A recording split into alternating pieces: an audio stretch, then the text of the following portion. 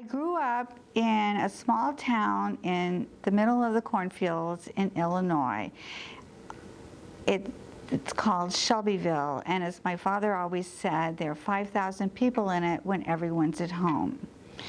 I was actually born in New York City when my father worked for the FBI. I was born in the village at St. Vincent's Hospital, but as soon as I was born, he and my mom decided to move back to Illinois, where they were more comfortable raising a family. So I don't remember anything about New York City at that time, obviously.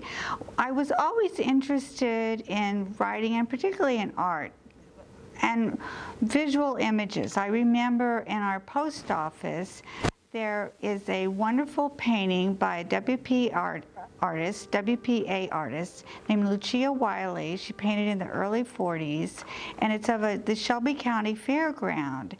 You can see historical views of Shelbyville that you can still see a little bit today. And she really painted in the manner of Thomas Hart Benton. She was in the regional school of American art. I didn't know all of that at the time. I didn't know any of that. I was just really struck by that painting. And I think that was one of the first things I became interested in art. And I guess that's one of my earliest memories. And my mom had some art books that I would like to look at, classical, historical, Renaissance art. The other thing is I was always interested in writing. I don't know how the two came together. It was nothing I ever planned for my career in Miami.